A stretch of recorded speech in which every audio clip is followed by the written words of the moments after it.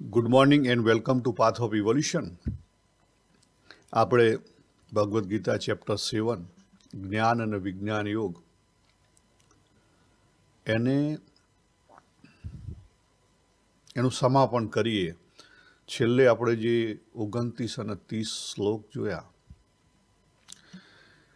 એમાં ભગવાન સમગ્રના સ્વરૂપને હજુ સ્વરૂપની વાત કરે છે. પણ આજે આપણે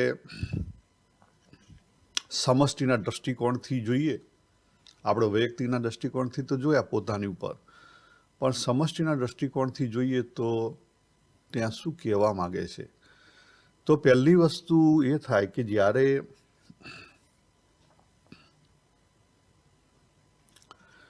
આપણે મોહ દૂર કરવો હોય, ગઢડા મધ્યનું પહેલું વચનામૃત, મોહને દૂર કરવા માટે 3 સમજણ પાકી જોઈએ. પાકી એટલે ક્લિયર જોઈએ. પહેલી છે પોતાનું સ્વરૂપ જેમ છે તેમ, બીજી છે જગતનું સ્વરૂપ જેમ છે તેમ, કહેતા એની ઉત્પત્તિ, સ્થિતિ અને પ્રલય, અને ત્રીજું છે પરમાત્માનો મહિમા અથવા પરમાત્માના સ્વરૂપ, અને સ્વરૂપ સમજાય તોનો મહિમા આવે. મહિમા કહેતા વેલ્યુ સિસ્ટમ. ભગવાન 7મા અધ્યાયની અંદર જ્ઞાન સહિત વિજ્ઞાનની વાત કરે છે. જ્ઞાન કહેતા કેટલાક મહાપુરુષો ભગવાને જે સ્વસ્વરૂપ બતાવ્યા એમાં બ્રહ્મ, આધ્યાત્મ, અખિલ કર્મના જ્ઞાનનો વિભાગ કહે છે. અધિભૂત, અધિદૈવ અને અધિયજ્ઞને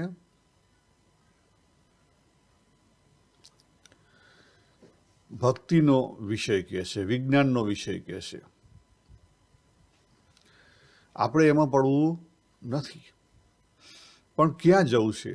તો ભગવાને સમજાવવા શું માગે છે? ભગવાન સમગ્રનો વિચાર કરવાની વાત કરે છે.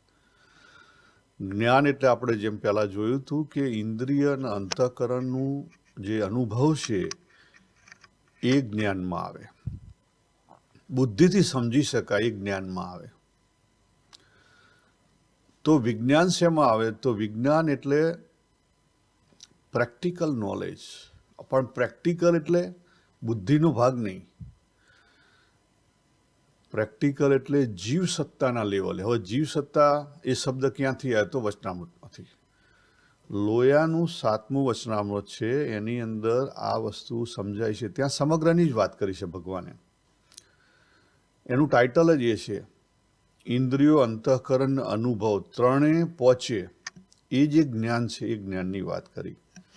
અને ત્યાં ભગવાને ચોખ્ખી વાત કરી કે જે ઇન્દ્રિય, અંતઃકરણ, અનુભવ એ ત્રણે કરીને યથાર્થપણે પ્રત્યક્ષ ભગવાનને જાણે ત્યારે પૂરો જ્ઞાની કહેવાય. તો જો એ જે જ્ઞાનીની વાત કરીને એ જ જ્ઞાનીની વાત ભગવાન વાસુદેવ સર્વમનો જે દ્રષ્ટિકોણ છે, બરાબર, બીજો મણિગણાનો જે દ્રષ્ટિકોણ છે, અને છેલ્લા જે 2 શ્લોક લીધા, છેલ્લા 2, સ્વરૂપે પરમાત્માનું સ્વરૂપ, એ પરમાત્મામાં એપ્લાય થો તોય લાગુ પડે, જગતમાં એપ્લાય થો તો લાગુ પડે, ને આપણા પોતાની જાતમાં એપ્લાય થો કરો તો પણ લાગુ. એમાં લઈ લીધું. તમે એને યોગથી લેવાની વાત કરતા હો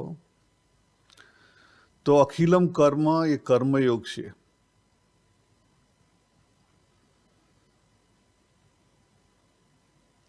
આધ્યાત્મ અને બ્રહ્મ બેને પહોંચવા માટે તમારે ધ્યાન યોગની જરૂર છે, જ્ઞાન યોગની જરૂર છે.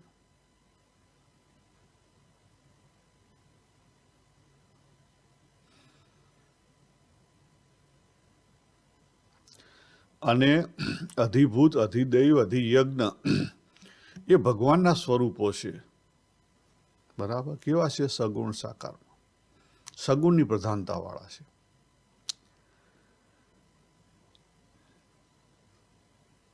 સમષ્ટિના દ્રષ્ટિકોણથી જુઓ તો એ સગુણની પ્રધાનતાવાળા છે. અધિભૂત આપણે અમુક દેવી દેવતાઓના અધિભૂતમાં ગણીએ છીએ, બરાબર. અધિદેવ મન ઇન્દ્રિયોના અધિષ્ઠા દેવતા સહિત જે બ્રહ્માજી, બરાબર. અધિયજ્ઞ અંતર્યામી ભગવાન વિષ્ણુ, એના બધા રૂપો, બરાબર, સ્વરૂપો. તો એ બધું શું થઈ ગયું? એ બધું ભક્તિ કહેતા ભક્તિ નહીં, એ બધું આપણે ત્યાં જે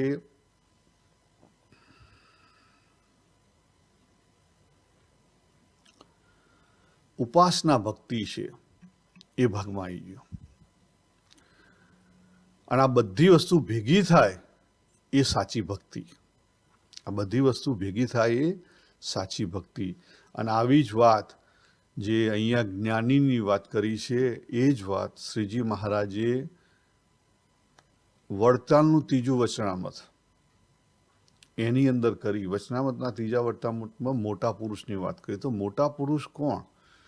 ત્યાં ભગવાને કીધું કે અતિશય મહિમા સહિત ભક્તિ ભગવાનને વિશે હોય તો એક ભક્તિને વિશે ત્રણેય આવી જાય, અને સામાન્ય ભક્તિ હોય તો એકમાં ત્રણ ન આવે. માટે ચારે વાના સહિત ધર્મ, જ્ઞાન, વૈરાગ્ય અને ભક્તિ. ચાર વાના એટલે ચાર યોગ. જે ભક્તિ તે જેમાં હોય તે એકાંતિક ભક્ત કહેવાય. જો ભક્તિની કઈ વ્યાખ્યા એ વિચાર કરો. ભક્તિની વ્યાખ્યા એટલે ખાલી કર્મ નથી, ખાલી સેવા નથી. એ તો એક ટાઈની ભાગ છે. એટલે સ્ટેપ 1ની સાધના, ગઢડા મધ્યનું બીજું વચનામૃત. સ્ટેપ 1ની સાધનાની અંદર આ ચારે ચાર વસ્તુ જે અલગ બતાવી ને, આપણે કર્મયોગ સમજીએ છીએ, આપણે ખરેખર કર્મયોગ કરતા નથી. આપણે તો સારું કર્મ કરવા જઈએ છીએ. સારા કર્મનું ફળ શું હોય? સ્વર્ગ. બરાબર. એટલે આપણે કર્મયુગમાં ખરેખર સ્ટેપ 1માં પહોંચ્યા નથી. સ્ટેપ 1માં આપણે સારા કર્મમાં પહોંચ્યા છીએ.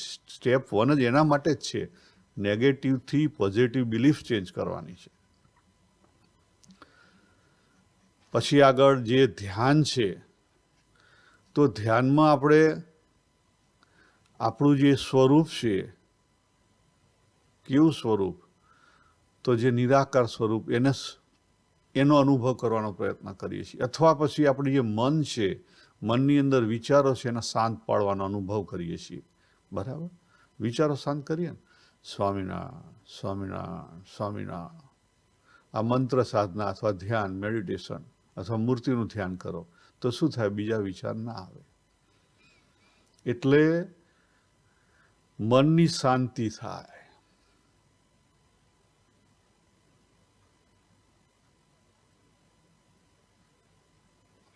અને સેવા ભક્તિથી શું થાય?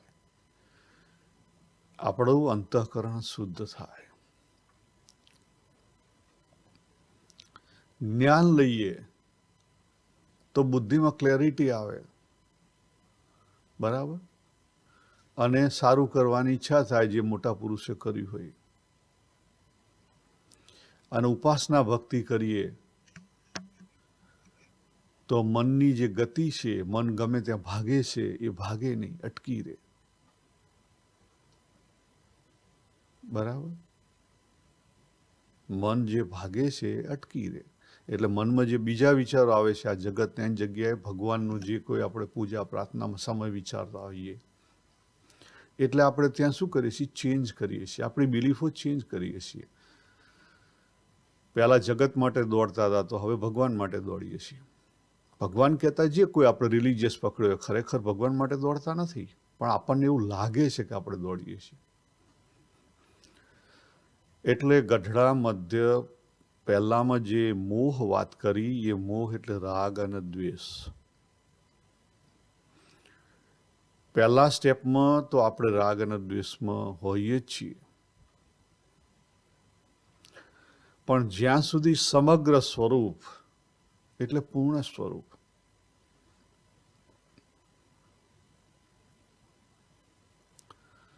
પૂર્ણ સ્વરૂપ પરમાત્માનું ના સમજાય ત્યાં સુધી ખામી ભાગે નહીં. આ જ વાત જો વચનામૃતમાં પણ આ જ વાત છે, અલગ નથી.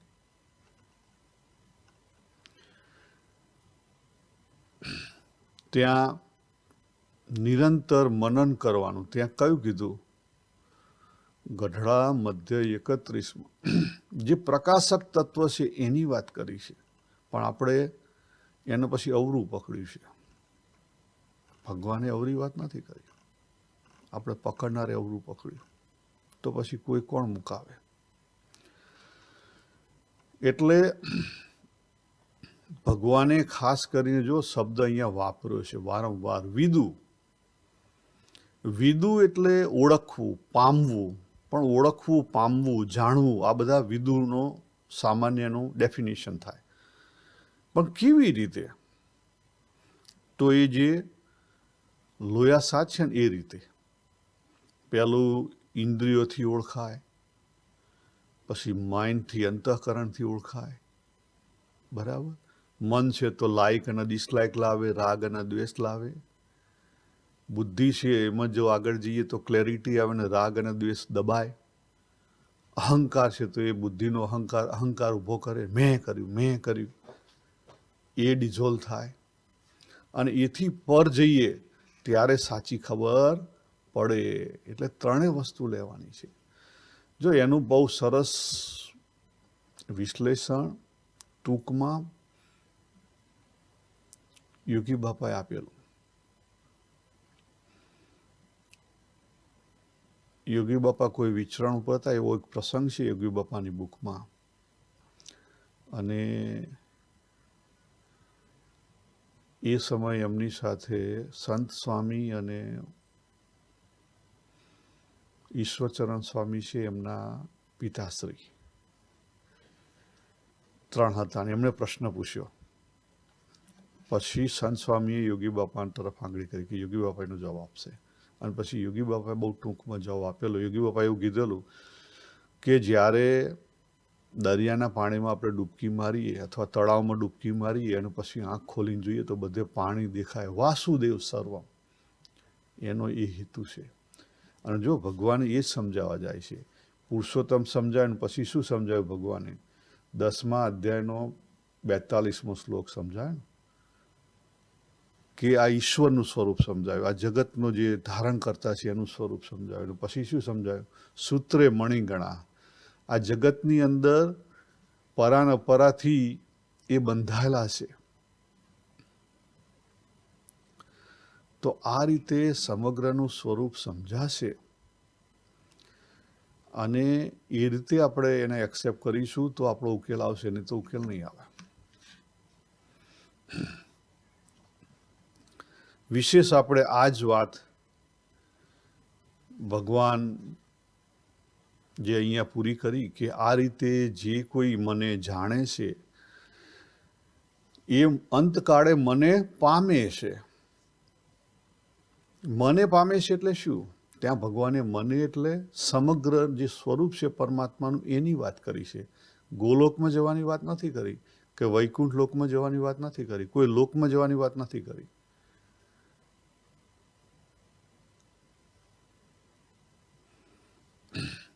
અને એ જ વાત શરૂઆતથી જ ભગવાને અહીંયા કરી હતી કે જેને મારાની અંદર પરમાત્માની અંદર શ્રદ્ધા છે. શ્રદ્ધા એટલે કોઈ પણ અજાણ્યું ક્ષેત્રમાં આપણે જવું હોય તો આપણે શ્રદ્ધા મૂકવી જ પડે. બરાબર? ભગવાને ત્યાં ચોખ્ખી વાત કરી કે વિશ્વાસપૂર્વક જે આપણી શરણાગતિ લેવાની છે. કોની? પરમાત્માની. મદ આશ્રય. બરાબર? તો પછી ધીરે ધીરે પછી ભગવાને વાત કરી કે તત્વથી પરમાત્માને જાણવા. પછી ભગવાને વાત કરી કે જ્ઞાન અને વિજ્ઞાનથી હું મારું સ્વરૂપ કહીશ, જેથી જેમ છે તેમ તને સમજાઈ જશે. તો ભગવાને અહીંયા સમગ્ર જે સ્વરૂપ છે એને સમજાયું. આપણે બહુ વિશેષ જે ફિલોસોફિકલ વ્યૂ છે અથવા અમુક વાર રિલિજિયસ વ્યૂ છે. બરાબર? રિલિજિયસ વ્યૂમાં શું થાય કે જે વ્યક્તિ જે સંપ્રદાયને વરેલી હોય ને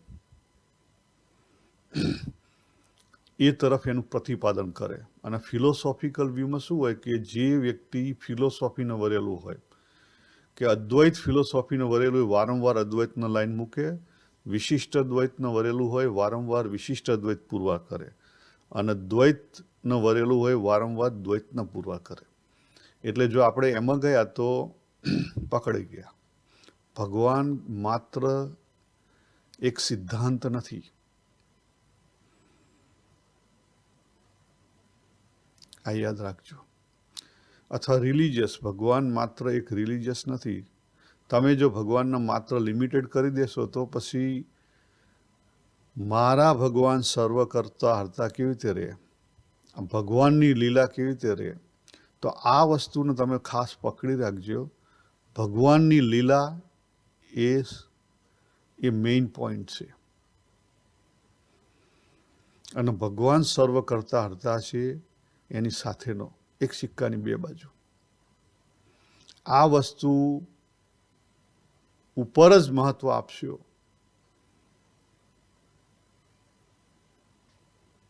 તો આ બધી વસ્તુ સમજાશે. એટલે બધા લેયર છે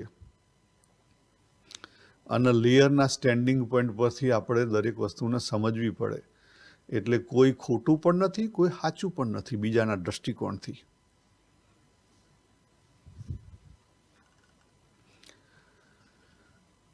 આપણે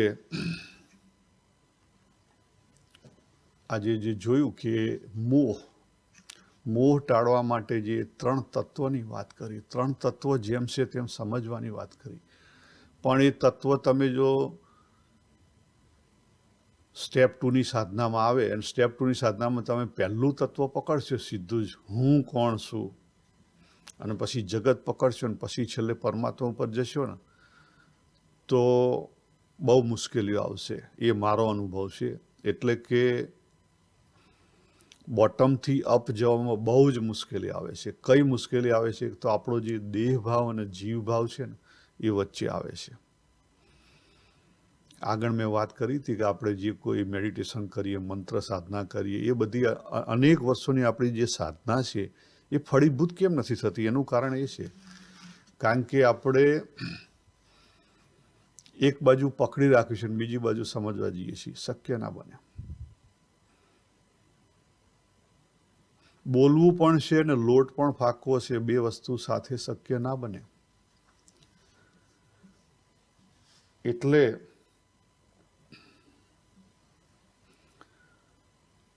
સમગ્રનો દ્રષ્ટિકોણ લાવવો પડે અને એ લાવવા માટે ઈઝી વસ્તુ કયો છે? મારા અનુભવ પ્રમાણે ઈઝી રસ્તો ટોપ ડાઉનનો છે. પરમાત્માને પહેલાં પકડો અને પછી નીચે ઉતરી જાઓ. એટલે વચ્ચે છે ને, વચ્ચે આ જે હું નડે છે ને એ હું નહીં નડે. એની વેલ્યુ તરત ઓછી થઈ જશે. પરમાત્માની વેલ્યુ વધારે રાખો. 51% જીવનની અંદર પરમાત્માના સમગ્ર સ્વરૂપનો રાખો. 29% વ્યવહારને રાખો અને બાકી 20% રહ્યા ને એ આપણે જે કંઈ સાધનાનો માર્ગ લીધેલો હોય ને એને રાખો. તો શું થશે? 51% સમગ્ર પરમાત્મા આવ્યા એટલે હું સાધનાના માર્ગે કૃષ્ણના સંપ્રદાયમાં હોઈશ, બરાબર, કા રામ ભક્ત હોઈશ, તો મને સમગ્રનું સ્વરૂપ એક્સેપ્ટ કરવામાં વાંધો નહીં આવે. હું બીજાનો દ્વેષી નહીં બનું. રામનો ભક્ત બન્યો તો વિષ્ણુનો ભક્ત બન્યો તો હું શંકરનો દ્વેષી નહીં બનું કે બ્રહ્માજીનો દ્વેષી નહીં બનું.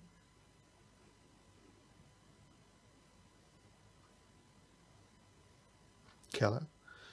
અને બીજું શું થશે કે ભલે કદાચ મારી આહનિક છે એમાં આહનિકમાં આડું ટીલ્લું હોય કે ઊભું ટીલ્લું હોય, પણ મને બીજાના ટીલ્લાઓમાં વાંધો નહીં હોય સહેજ પણ. આ એક્સેપ્ટન્સ થશે, નહીં તો એક્સેપ્ટન્સ નહીં થાય. ભલે તમે બહારથી નહીં દેખાડતા પણ અંદરથી માઇન્ડ કેલ્ક્યુલેશન કરી દેશે. જ્યારે આપણે કોકને સારું કહીએ ત્યારે આપણું માઇન્ડ કેલ્ક્યુલેટ કરેલું જ હોય કે what is the hour standing point for the ખરાબ. તમે સારું કીધું છે એને ખરાબની ડેફિનેશન ઊભી કર્યા પછી સારું તમે કીધું.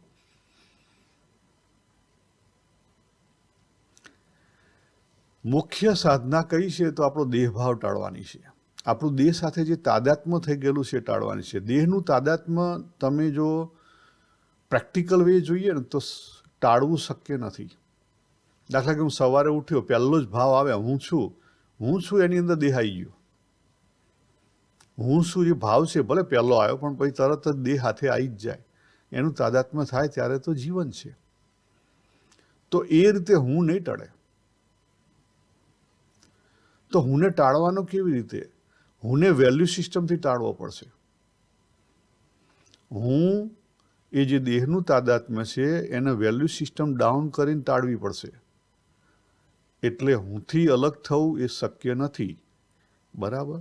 પણ હું જે અભિમાન ઊભું કરે છે એનાથી મુક્ત થવું એ 100% શક્ય છે. આ સમજી રાખો. આ વસ્તુની વાત આપણે કરી છે સમરીમાં. હું ટળે હળી ટુકડા.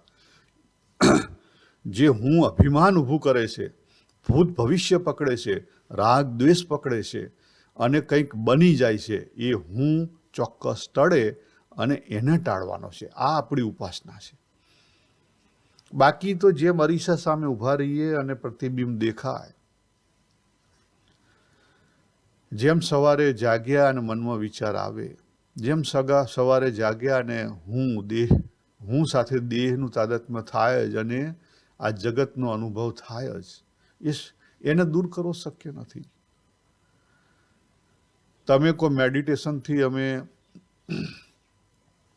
નિર્વિકલ્પ સમાધિએ પહોંચી જઈએ તો મહારાજ એ તમારું જીવન નથી. ચેક કરો કેટલો સમય તમે મળદા આસનમાં રહેશો.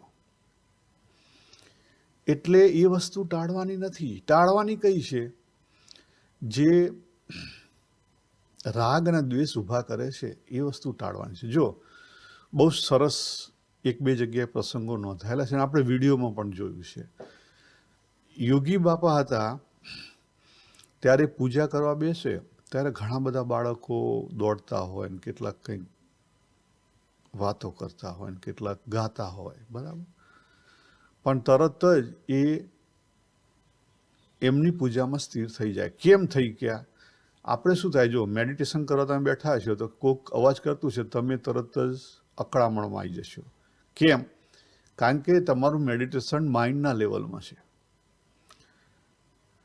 તમે જો અંદરથી ક્લિયર શાંત હશો, પૂર્ણ હશો, તો બહારનું અપૂર્ણપણું તમને નહીં નડે. એ જ વાત તો બ્રહ્માનંદ સ્વામીએ પ્રથમના 24મા વચનામૃતમાં વાત કરી. ભગવાનને પ્રશ્ન પૂછ્યો ને પ્રથમના 24મા વચનામૃતમાં, ધારદાર પ્રશ્ન પૂછ્યો બ્રહ્માનંદ સ્વામીએ અને ભગવાને ચોખ્ખો જવાબ આપ્યો એનો 25મા વચનામૃતમાં. એટલે જ્યાં સુધી આવી સ્થિતિ નહીં થઈ હોય, આવી સમજણથી સ્થિતિ નહીં થઈ, જો વસ્તુ ક્યાં કરવાની? પહેલા સ્ટેપમાં બધું કરવાનું. સ્ટેપ 2માં આવ્યા ને ત્યારે દ્રષ્ટિકોણ બદલવાનો છે. દ્રષ્ટિકોણ બદલાશે તો વેલ્યુ સિસ્ટમ બદલાશે. દ્રષ્ટિકોણ સમજણથી બદલાય. દ્રષ્ટિકોણ ઉપવાસ કરવાથી નહીં બદલાય. દ્રષ્ટિકોણ દાન દક્ષિણાથી નહીં બદલાય. દ્રષ્ટિકોણ સમાજ સેવા, લોક સેવા કે રિલિજિયસ સેવાથી નહીં બદલાય.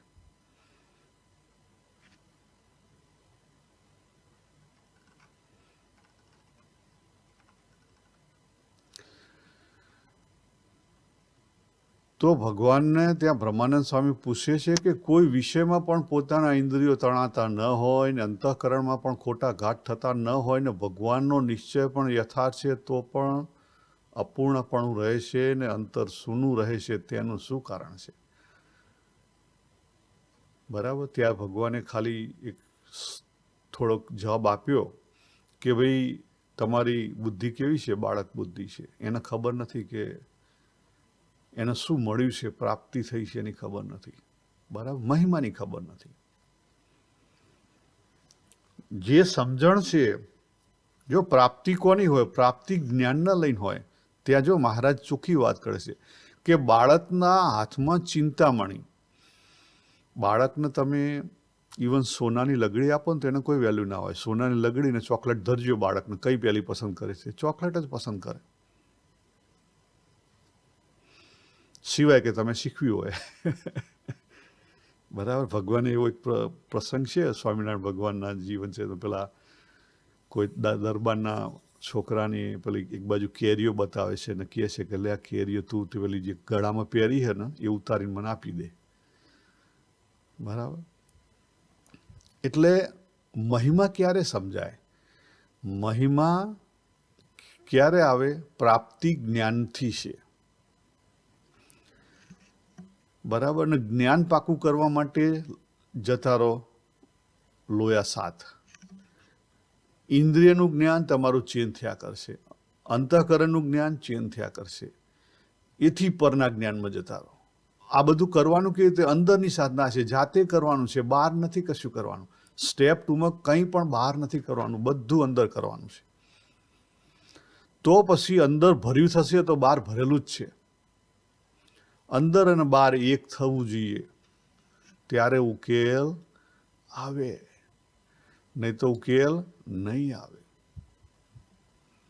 અને જે પૂર્ણપણું છે, પૂર્ણ ક્યારે થાય? કે પોતાનું સ્વરૂપ જેમ છે તેમ સમજાય અને ભગવાનના મહિમાનું જ્ઞાન જેમ છે તેમ થાય. અને આ બે વસ્તુ ભેગી થશે ને એટલે બે અલગ નહીં રહે. એ જ હું તમને કહેવા જાઉં છું કે જે ટોપ ડાઉન મેથડ છે ને એમાં 3 વસ્તુ અલગ નહીં રહે. જગત, પોતાનું સ્વરૂપ અને પરમાત્મા 3 અલગ નહીં રહે, બધું એકમાં ડિઝોલ્વ થઈ જશે. વાસુદેવ સર્વમ 7મા અધ્યાયનો 19મો શ્લોક. તો આ રીતે આપણે આગળ વધવાનું છે. આ સાધના આપણે સ્ટેપ 2માં કરવાની છે. સ્ટેપ 1માં તો બહુ જ કરી. ક્યાં સુધી યર 1, યર 2, યર 7 સુધી રહેશો? પ્રાઇમરી સ્કૂલમાં ક્યાં સુધી આગળ પાછળ થશો? આગળ વધો, નહીં તો ઉકેલ નહીં આવે. તો કોઈને ઉતાવળ નથી, ભગવાનને ઉતાવળ નથી, તમારા આત્માને ઉતાવળ નથી. તમે તમારા સ્વરૂપનો અક્ષર માનતા હશો તો અક્ષરનો ઉતાવળ નથી. તમે તમારા સ્વરૂપનો દેહ માનતા હશો તો પ્રકૃતિનો ઉતાવળ નથી. કોઈનું ઉતાવળ નથી. આ તો લીલા છે, ચાલ્યા જ કરવાની. અનેક જન્મોથી ચાલી રહી છે અને હજી એ ચાલશે. યાદ રાખો, આપણું મૃત્યુ ગમે તે ઘડીએ આવી શકે છે. મૃત્યુ દેહનું છે, આપણું નથી. દેહનું પણ મૃત્યુ ખરેખર નથી, પણ આ લોકની દ્રષ્ટિથી જે બાબુ નામનું પૂતળું ઊભું થયું છે એ ગમે ત્યારે વેરાઈ જશે. એનો કોઈ સમય નિર્ધારિત નથી. તો પછી આવો જે મોકો મળ્યો છે, આપણે સાધક પણ બન્યા છીએ, તો સાચી સાધના કરી અને જો એનો ઉકેલ લાવીએ તો આ લોકમાં આપણે આયા એ કંઈક લેખે લાગે, નહીં તો એનું એ જ ફર્યા કરો ધૂળ ધાણી. બરાબર. જેવા આયા અહીં ગયા, ત્યાં ગયા, આ કર્યું, પેલું કર્યું, એમને એમ પાછા ગયા. તો વિચાર કરજો. સમજદારને ઈશારો કાફી છે. તો આપણે અહીંયા પૂરું કરીએ. સર્વેને જય શ્રી કૃષ્ણ. હરિઓમ તત્સત. હરિઓમ તત્સત.